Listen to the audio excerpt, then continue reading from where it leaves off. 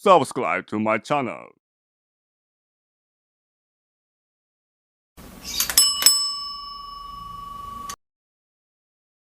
Koperasi yang baru dibentuk di Desa Pesanggerahan yang merupakan salah satu program dari Presiden kita Bapak Prabowo Subianto, di mana di malam hari ini nanti sama-sama kita akan mendengarkan sedikit penjelasan ataupun gambaran apa itu KDMP yang alhamdulillah pada malam hari ini yaitu ketuanya yaitu Bapak Nasir sudah menyempatkan waktunya beserta timnya untuk hadir dalam acara malam hari ini. Nanti silakan dari bapak-bapak apabila ada pertanyaan ataupun mungkin ada sesuatu yang ingin ditanyakan kepada pengurus yang baru dibentuk ini, silakan nanti ditanyakan. Harapnya. Assalamualaikum warahmatullahi wabarakatuh. Salam sejahtera buat kita semua. Alhamdulillahirrabbilalamin. Wabihi nasturu ala umuri dunia wa din wa ala alihi wa sahbihi ajma'in, amma ba'du. Yang paling utama dan terutama kita panjatkan puji syukur kehadirat Allah SWT, yang mana pada kesempatan hari ini bapak-bapak dari sedulur RT semua dan tim bisa hadir di sini melangkahkan kaki ke balai warga. Semoga jadi ibadah dan mendapat keberkahan dunia wal akhirat, amin ya rabbal alamin. Sholawat dan salam kita selalu sanjungkan ke baginda besar kita, yakni Nabi Muhammad Sallallahu Alaihi Wasallam. Semoga yang hadir di sini mendapat syafaat di yaumil akhir nanti, amin ya rabbal alamin.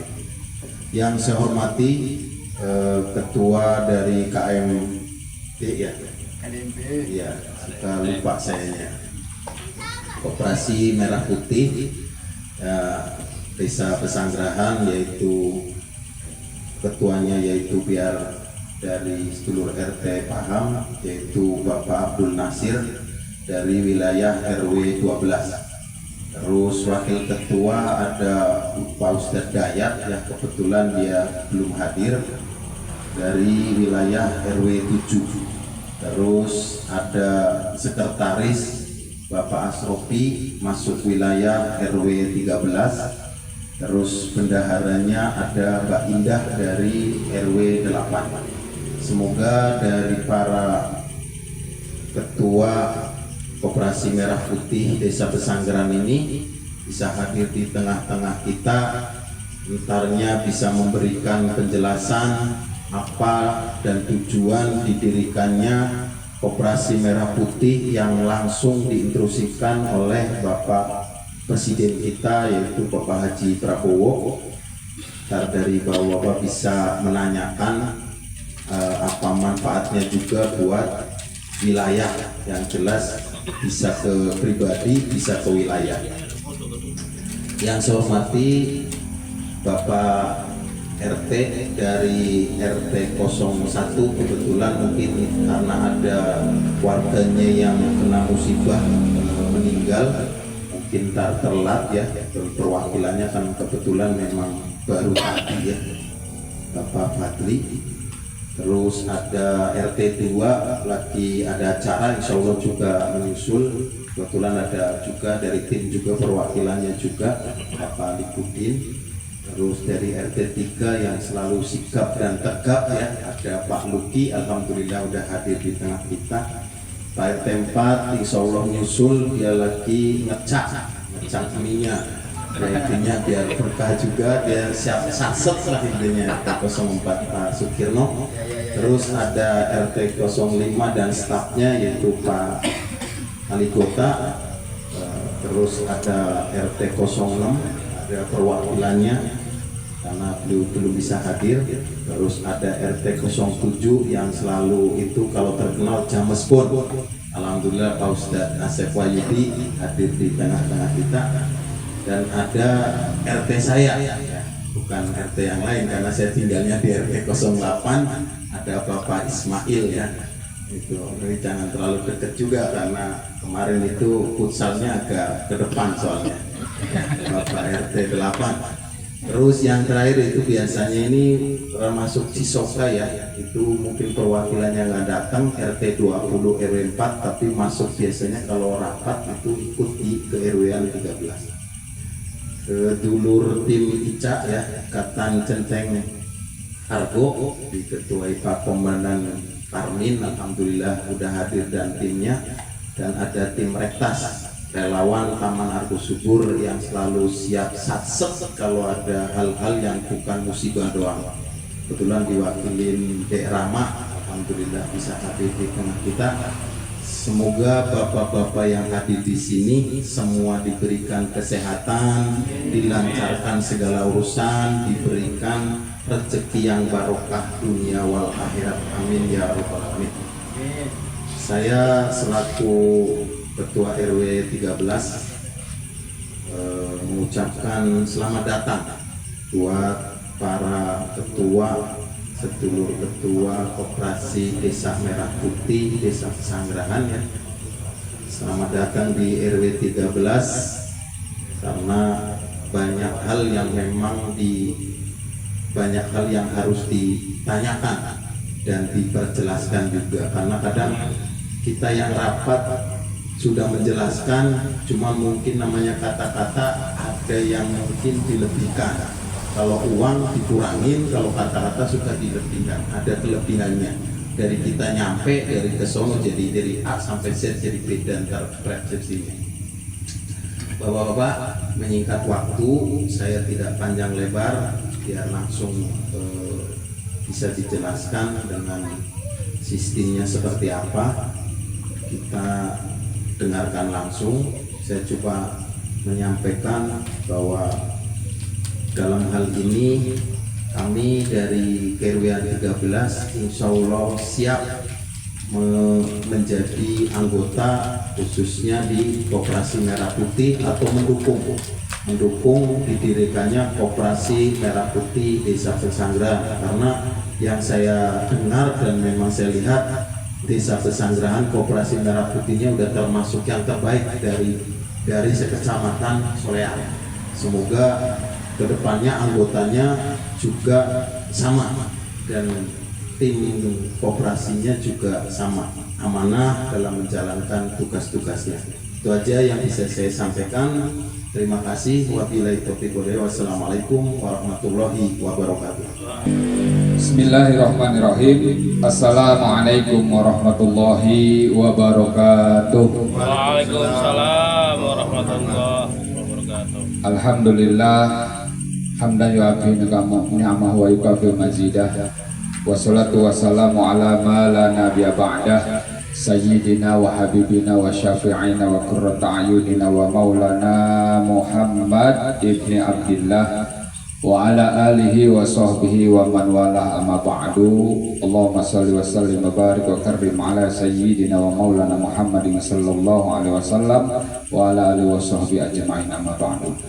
Hadaratul Mukarram yang saya hormati, yang saya muliakan, seluruh peserta sosialisasi Koperasi Desa Merah Putih Pesanggerahan, bil khusus yang saya hormati Syahidul Wilayah Ketua RW 13 ya, ini abang saya, Kang Mas saya, Mas Toto, beserta staf-stafnya, juga yang saya hormati seluruh ketua RT, ketua paguyuban, ketua persatuan yang ada di RW 13 ini, yang tidak bisa saya sebutkan satu persatu namanya, namun insya Allah tidak sedikit pun mengurangi rasa hormat dan takzim saya.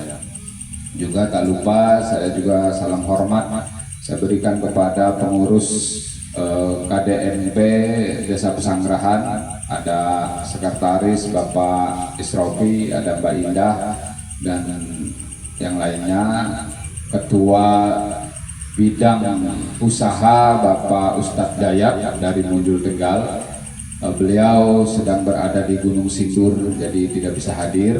Kemudian Bapak Ujang sebagai ketua bidang anggota yang seharusnya beliau bisa hadir tapi berhalangan hadir pada malam hari ini, dan jajaran lainnya ada dari di luar pengurus, ada pengawas Nah, pengawas terdiri dari kepala desa, kemudian BPD dan perwakilan perempuan atau pengusaha ataupun warga di desa Pesanggerahan, yaitu Hajah Ucu.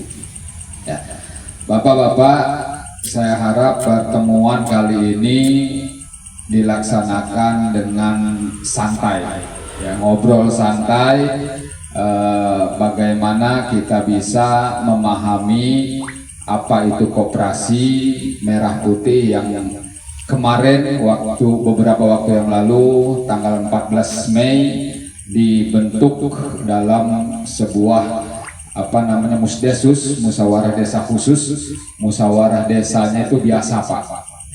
Pasti desa ada musyawarahnya, tapi ini Musdesus, musyawarah desa khusus. Khususnya ini apa? Spesial pembentukan pengurus koperasi merah putih, yang mana pembentukan pengurus ini dipilih secara demokrasi, ya. Artinya memang betul-betul yang terpilih sebagai pengurus koperasi ini betul-betul adalah warga yang didelegasikan oleh masing-masing wilayah di desa tersebut. Di desa Pesanggerahan ada beberapa RW yang konon katanya mengirimkan delegasi untuk dicalonkan sebagai pengurus koperasi, tentunya dengan persyaratan-persyaratan yang ada. Ya, salah satunya mungkin harus memahami tentang koperasi. Terus yang selanjutnya setelah paham tentang koperasi, dia juga mau bekerja sama, betul-betul mau untuk mengembangkan koperasi di wilayah tersebut. Ya, sehingga dipilihlah atau didelegasikanlah kami ini, saya dari RW 12 sebagai mana tadi Pak RW sebutkan, ketua RW mendelegasikan saya untuk dicalonkan menjadi pengurus koperasi saat itu. Alhamdulillah terpilih dengan sekian banyak calon atau kandidat, ya, kita dipercaya dan bapak-bapak sendiri yang milih saat itu ketua RW, kemudian ada perwakilan ketua RT, kemudian Karang Taruna Desa, BPD, perangkat desa, dan juga PKK kader. Nah, jadi dengan sekian pemilih, kami termasuk yang dipercaya oleh teman-teman di KRW-an. Nah, itu salah satu yang saya ingin sampaikan adalah awal daripada terbentuknya koperasi Desa Merah Putih di desa kita, Desa Pesanggerahan. Ya. Adapun koperasi ini sesuai dengan yang disampaikan dengan moderator tadi, bahwa koperasi ini adalah menjalankan sebuah program pusat, ya, dari program Bapak Presiden Republik Indonesia Bapak Prabowo, yang mana membangun peningkatan ekonomi betul-betul dari bawah. Ya. Kita ketahui bersama bahwa sejak dulu kala Indonesia berdiri, ya, itu kekuatan ekonominya ada di koperasi, Pak. Sudah terlalu sering kita mendengar itu kan. Indonesia ini kekuatan ekonominya berada di koperasi. Sejak zaman dari Bung Karno saat itu presidennya membentuklah koperasi, Bung Hatta membentuk koperasi. Ya. Di sana segala bentuk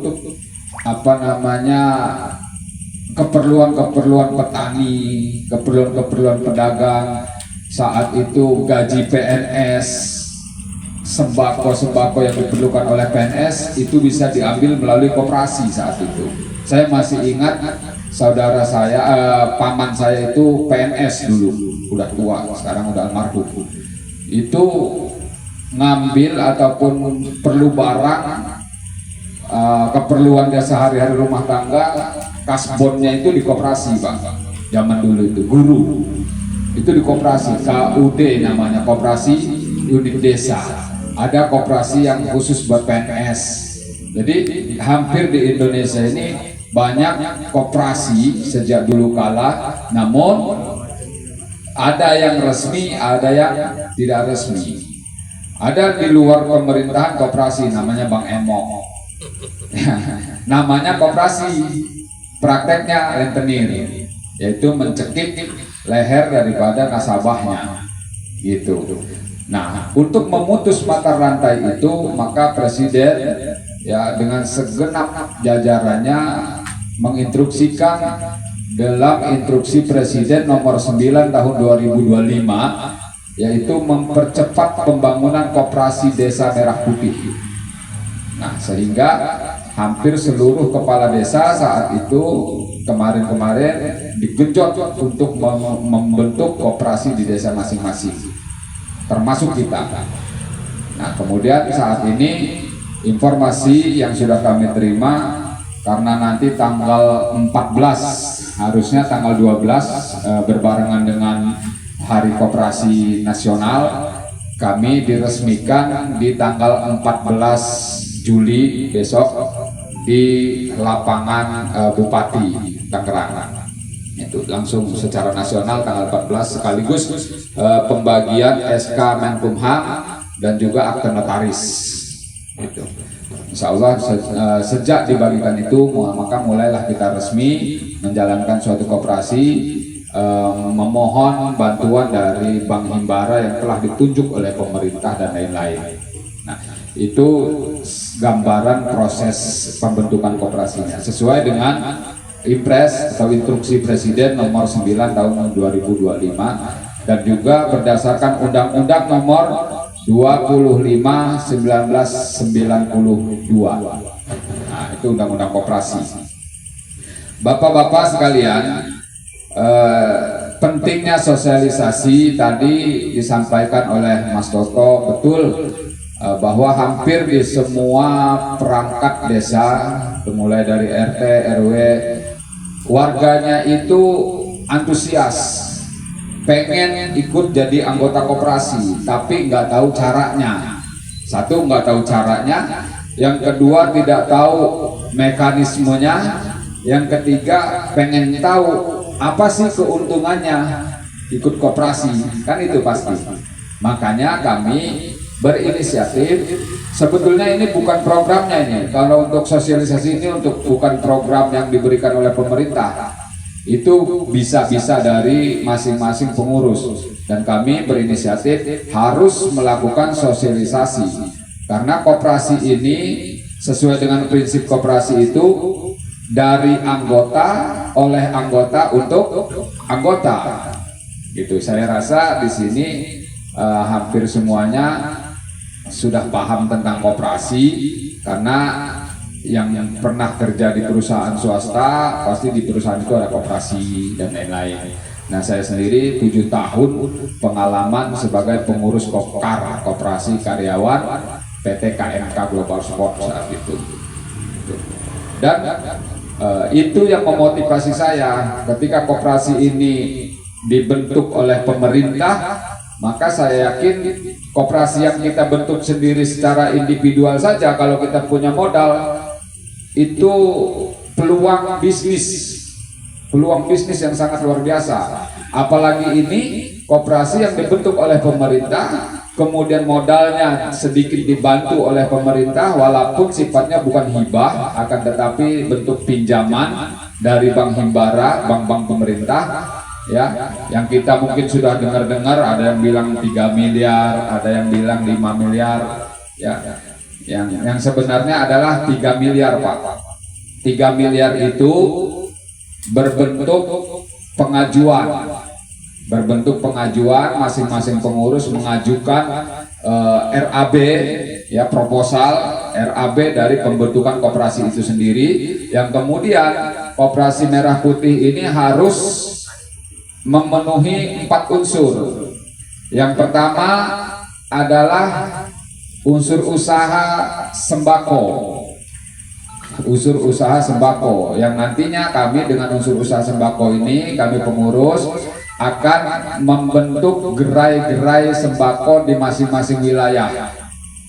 Nah, mungkin di Kirana karena terlalu luas ada 2 gerai sembako, kemudian di Argosubur, ya, kemudian di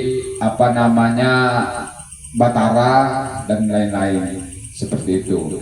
Jadi pertama harus ada usaha sembako yang memang betul-betul untuk kepentingan anggota.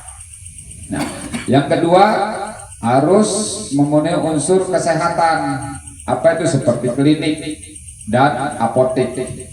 Nah, klinik dan apotek harus ada agar masyarakat ataupun anggota khususnya, kalau masyarakat yang tidak gabung menjadi anggota koperasi ya nggak usah dipikirin.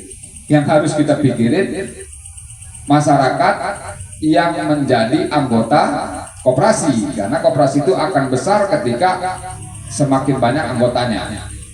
Nah, agar mendapatkan fasilitas kesehatan yang lebih murah, obat-obatan yang murah yang nantinya akan disubsidi oleh pemerintah. Kemudian petani pupuk petani, karena kita mungkin bukan lumbung pangan, bukan lumbung pertanian, mungkin hanya sekedar saja. Kemudian yang terakhir simpan pinjam, koperasi unit simpan pinjam. Nah, untuk simpan pinjamnya ini kita di nomor sekian kan, karena apa? Ya, kita lihat dulu, kita lihat perkembangan ekonominya dulu, perkembangan kekuatan keuangan dari koperasinya itu dulu. Ya, setelah itu baru nanti semua yang diterapkan di dalam ADART harus berdasarkan kesepakatan dari anggota itu sendiri.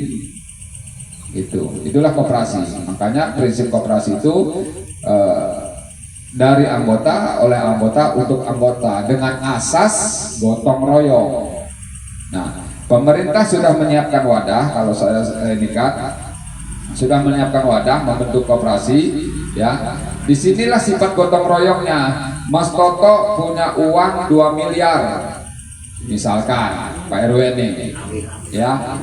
Pak RT cuma punya uang 10 juta. Sama nggak Mas Toto sama Pak RT nabung ke koperasinya? Sama dong.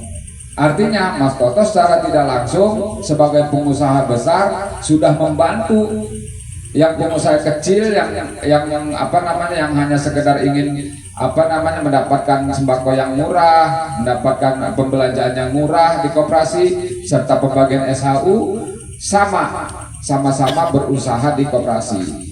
Pengusahanya koperasi itu adalah anggota, Pak.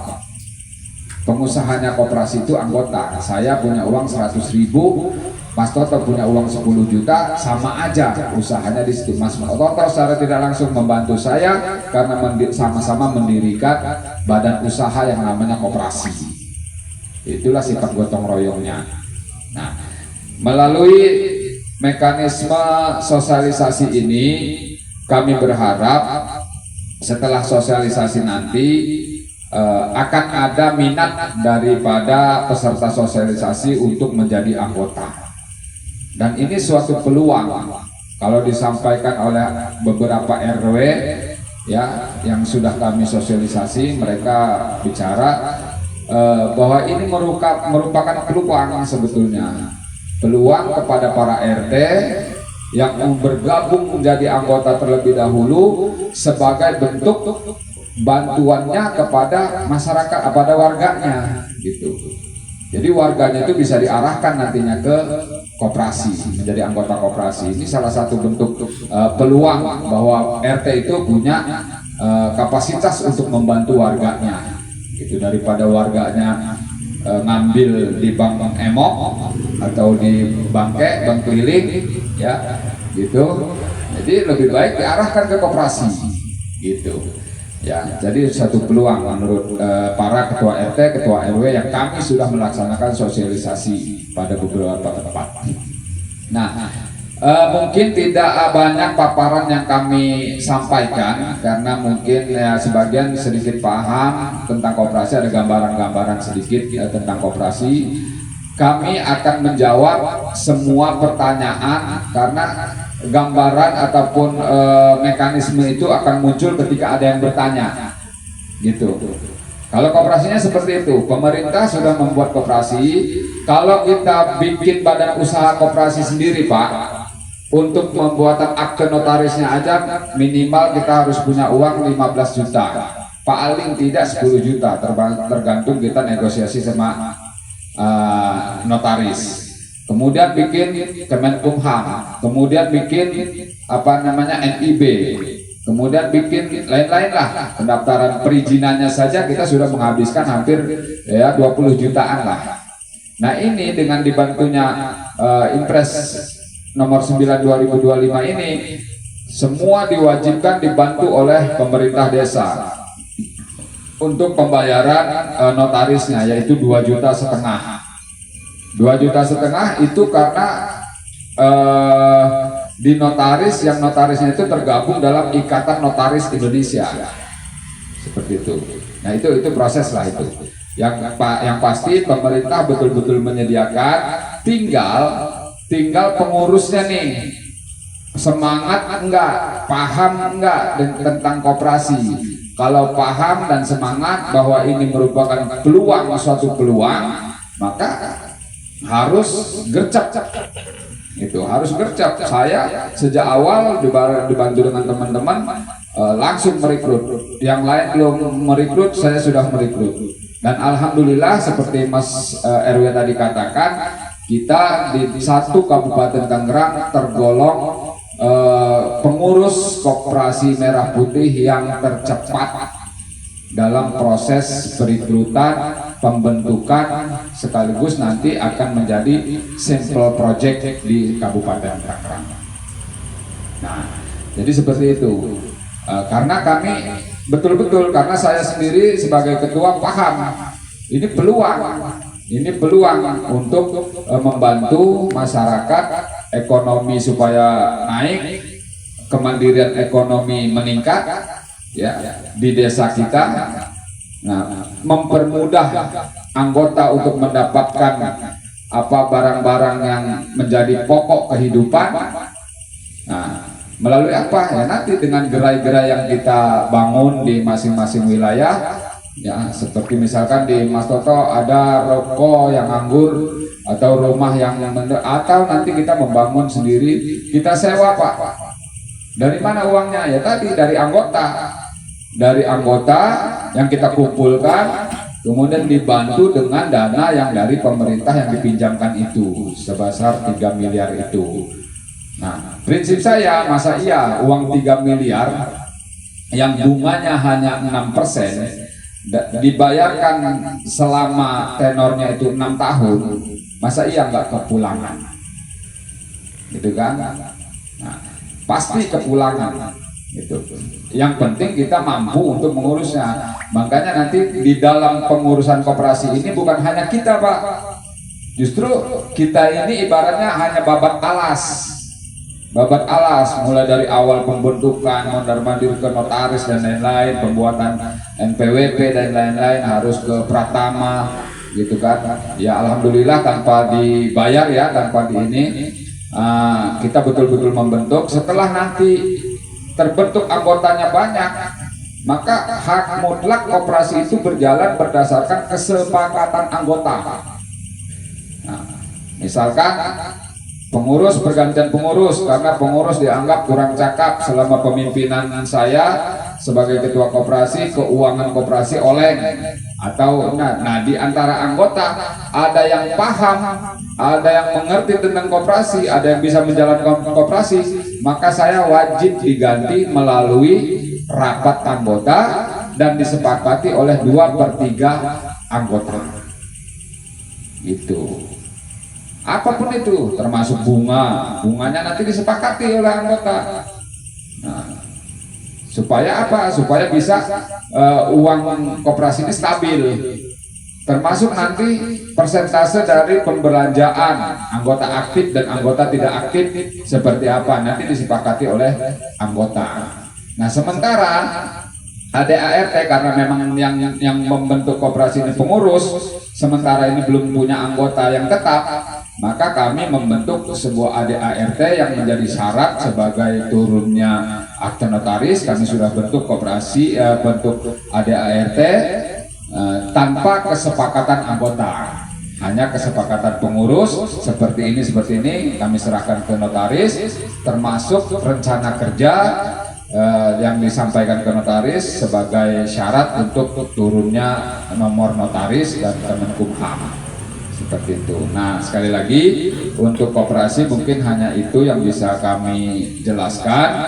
Selanjutnya kami akan menjelaskan pertanyaan-pertanyaan karena tadi saya katakan bahwa mekanisme dan lain-lain pertanyaan itu adalah satu bentuk motivasi ya bagaimana kami bisa menjalankan koperasi ini dengan baik dan juga bersosialisasi ke masyarakat. Meskipun pasti kami sudah menggambarkan pertanyaannya itu sudah tahu, tapi itulah dari pertanyaan itulah akan hidup sebuah sosialisasi, bukan hanya mendengarkan kemudian paham.